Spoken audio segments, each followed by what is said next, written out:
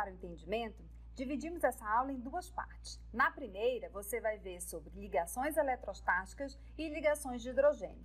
Na segunda parte, você vai ver interações de Van der Waals, interações de polo e interações hidrofóbicas. Agora, vamos falar um pouquinho sobre as interações eletrostáticas e ligações de hidrogênio. Olá! Vamos a mais uma aula de Química Farmacêutica. Hoje nós vamos continuar falando sobre fármacos e alvos de fármacos, uma visão geral. Especificamente, nós vamos falar sobre forças de ligação intermoleculares. As forças de ligação intermoleculares, elas são importantíssimas para que aquele meu fármaco promova o seu efeito biológico.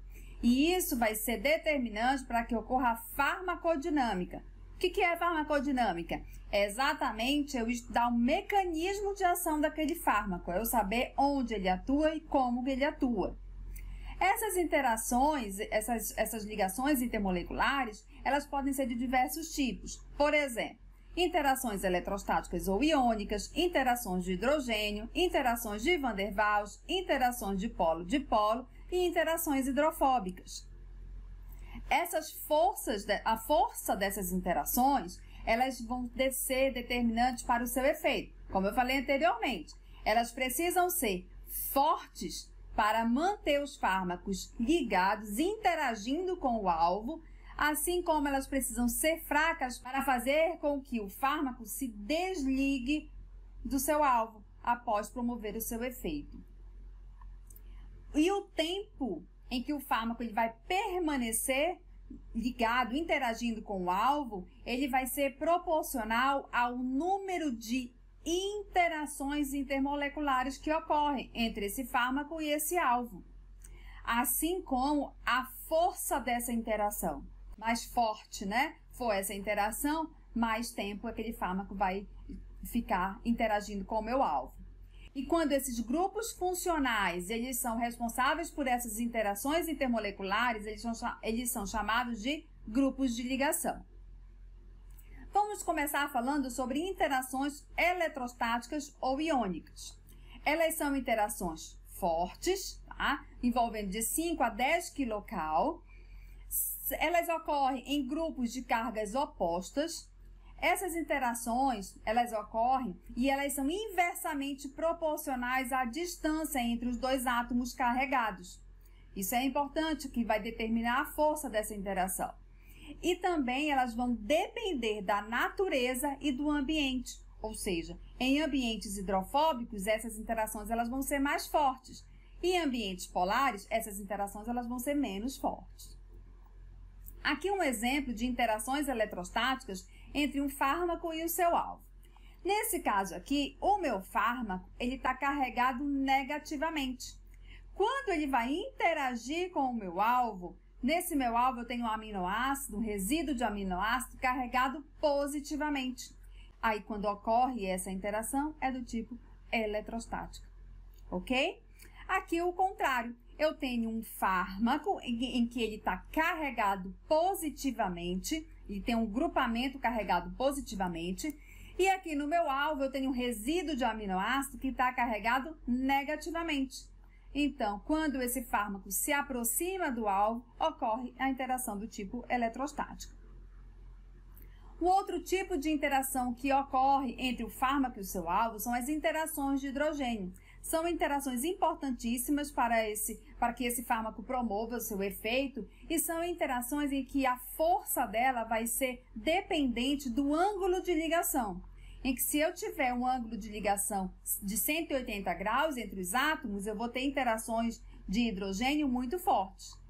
Se eu tenho uma interação com um ângulo de 130 a 180 graus, eu vou ter uma interação moderadamente forte. E quando esse ângulo é menor que 90 graus, essas interações elas vão ser fracas, ok? Essas interações elas têm um nível energético de 4 a 14 kcal. Observem que quando ela é comparada à ligação covalente, ela é 10 vezes maior, então ela é muito mais forte do que a interação de hidrogênio. E a distância em que ocorre essa interação ela vai variar entre 1,5 a 2,2 angstroms, quando comparado à ligação covalente, que vai ser a distância vai ocorrer entre 1 a 1,5. Observem, né? Quanto mais próximo, nesse caso, mais próximo, mais forte vai ser a minha interação intermolecular, tá? Aqui dois exemplos, né? De interações de hidrogênio. Observem que aqui eu tenho um fármaco, em que ele tem ligado a ele esse átomo X. Esse átomo X, ele pode ser um oxigênio ou um nitrogênio, tá? Ou seja, um átomo eletronegativo. Esse átomo eletronegativo tem ligado a ele um hidrogênio, tá? Como ele é um átomo eletronegativo, então ele vai atrair os elétrons. Então, ele vai ter, né, uma carga transitória negativa. E o hidrogênio, ele vai estar deficiente de elétrons, ok? Então, esse grupamento aqui, eu tenho um hidrogênio deficiente e um átomo eletronegativo. Ele é chamado de grupo doador de ligação de hidrogênio, certo? Aqui no meu alvo, eu tenho o quê? Um resíduo de aminoácido que também tem um átomo eletronegativo, ok? Com um par de elétrons sobrando. Um par de elétrons livre. Esse par de elétrons livre, obviamente, ele vai estar, né, carregado transitoriamente negativamente e vai atrair esse hidrogênio que está deficiente de elétrons, ok? Então, aqui no meu alvo, eu vou ter um grupamento que vai ser aceitador de ligação de hidrogênio. E aqui, mostrando esse tracejado, mostra exatamente essa interação, ok? E aqui o contrário, no meu fármaco, é que eu vou ter o átomo eletronegativo com o par de elétrons sobrando, ok? E aqui no meu alvo eu vou ter o átomo de hidrogênio ligado a esse átomo eletronegativo. Então, esse átomo de hidrogênio ele vai estar deficiente de elétrons, sendo capaz de interagir com esse outro átomo eletronegativo com esse par de elétrons livres, ok? Então, esse grupamento aqui, ele vai ser o grupo aceitador de ligação de hidrogênio e o grupamento que tem esse hidrogênio deficiente de elétrons, ele vai ser o grupamento doador de ligação de hidrogênio. E quando nós falamos dessas interações, não é basicamente se está carregado positivamente, se vai ter o par de elétrons livres, tem outros fatores envolvidos. Por exemplo, quando ocorre esse pares de elétrons, nós temos que avaliar também esses orbitais. Uma vez que, quando ocorre essa aproximação, há também uma sobreposição desses orbitais. Quando ocorre essa sobreposição, acaba acontecendo uma ligação sigma fraca. Isso é importante para o meu fármaco atuar lá no meu alvo. Isso vai fazer com que aquele meu fármaco, quando ocorre essa interação de hidrogênio, por mais que seja uma interação comparada à eletrostática um pouco mais fraca, mas ela vai ter uma ligação sigma envolvida, por mais que ela também seja fraca, mas ela vai ser importante para manter aquele meu fármaco ligado. E é importante nós observarmos que, geralmente, esse átomo eletronegativo presente nessas interações, nós vamos ter o oxigênio e o nitrogênio. São os átomos que estão geralmente presentes nessas interações. No oxigênio, eu vou ter dois pares de elétrons livres, tá? Em que vai poder fazer duas interações de hidrogênio. E no nitrogênio, eu vou ter um par de elétrons livres, em que vai fazer uma interação de hidrogênio. E esses pares de elétrons livres, eles vão ser determinantes para que esse meu átomo ele seja um bom aceitador de ligação de hidrogênio ou um fraco aceitador de ligação de hidrogênio. Por exemplo, é muito comum nós encontrarmos o enxofre em medicamentos. Pela disposição dele, até por ele ser da mesma família do oxigênio, nós imaginamos que ele vai ser o quê? Ele vai ser um bom aceitador de ligação de hidrogênio, pela disponibilidade de pares de elétrons. Como ele vai estar numa camada muito mais distante, acaba que essa interação com o outro átomo, né, com o átomo de hidrogênio, ela acaba sendo fraca. Então, ele acaba sendo um fraco aceitador de ligação de hidrogênio. Quando nós pensamos, por exemplo, no flúor, o flúor, que nós imaginamos que ele tem 3 pares de elétrons livres, então ele vai poder fazer essas interações, o que nós imaginamos? Ele vai ser um bom aceitador de ligação de hidrogênio. Não. Ele é tão eletronegativo, ele está tão ligado a esses elétrons, que ele acaba sendo um fraco aceitador de ligação de hidrogênio. Porém, quando comparado aos íons de flúor, o que vai acontecer? Esses íons, eles vão ser fortes aceitadores de ligação de hidrogênio. O que nós observamos, então? Que a densidade eletrônica, ela vai ser determinante para que o meu grupo ele seja classificado como um forte aceitador ou como um fraco aceitador de ligação de hidrogênio.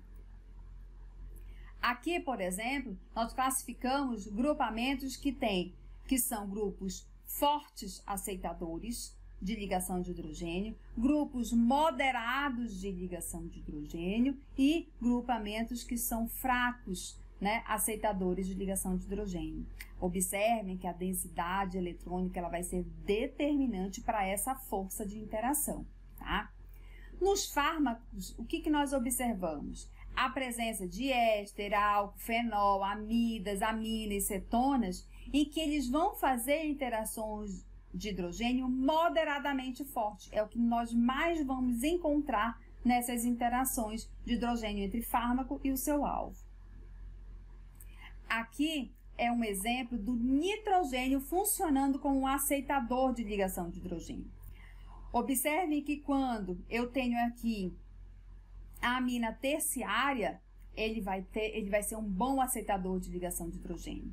Quando eu tenho uma amida ou quando eu tenho exatamente um anel aromático, o que nós observamos? É que a presença dessas ligações pi faz com que esse meu nitrogênio passe a ser um fraco aceitador de ligação de hidrogênio. Então, observem que essas ligações pi vai interferir nessa densidade eletrônica, na disponibilidade, e vai fazer com que aquele meu nitrogênio, que era, né, que ele pode funcionar como um bom aceitador de ligação de hidrogênio, ele passe a ser um fraco aceitador. Isso vai tudo depender do grupo. Falamos do nitrogênio, agora falamos do oxigênio. O oxigênio presente em carbonilas, ele vai funcionar também como um forte aceitador de ligação de hidrogênio, mas ele também pode ser um fraco aceitador de ligação de hidrogênio. Isso tudo vai depender dos grupamentos que vão estar interagindo, ligados a esse carbono, ok? Então, isso vai fazer com que, novamente, isso vai determinar a minha densidade eletrônica e isso vai fazer com que a força dessa interação ela vá sendo alterada. Agora, anteriormente falamos de aceitadores, agora nós vamos falar de doadores de ligação de hidrogênio. Observem que o nitrogênio e o oxigênio eles podem funcionar tanto como aceitador como doador de ligação de hidrogênio. Então, observem aqui, eu tenho um nitrogênio, tá? Que está carregado positivamente, né? E por ele estar fazendo 4 ligações. E esse nitrogênio, ele vai ser um forte doador de ligação de hidrogênio. Por que ele vai ser um forte doador? Porque ele está muito deficiente de elétrons. Observe que quanto mais deficiente esse hidrogênio for, melhor ele vai ser um doador de ligação de hidrogênio. Ok? Então, aqui vai ser importante. E quando nós observamos outras aminas, né, amina secundária ou amina primária, observem que em relação a ser doador de ligação de hidrogênio vai ser mais fraca do que quando ele está carregado, esse nitrogênio está carregado positivamente. Então, aqui finalizamos a nossa primeira parte do vídeo. Nós falamos sobre as interações eletrostáticas e interações de hidrogênio. Na próxima aula, nós vamos falar sobre interações de Van der Waals, interações de polo e interações hidrofóbicas, tá bem? Então, não se esqueça, gostou do vídeo? Dá o like, se inscreve no nosso canal e ativa o sininho. Até a nossa próxima aula!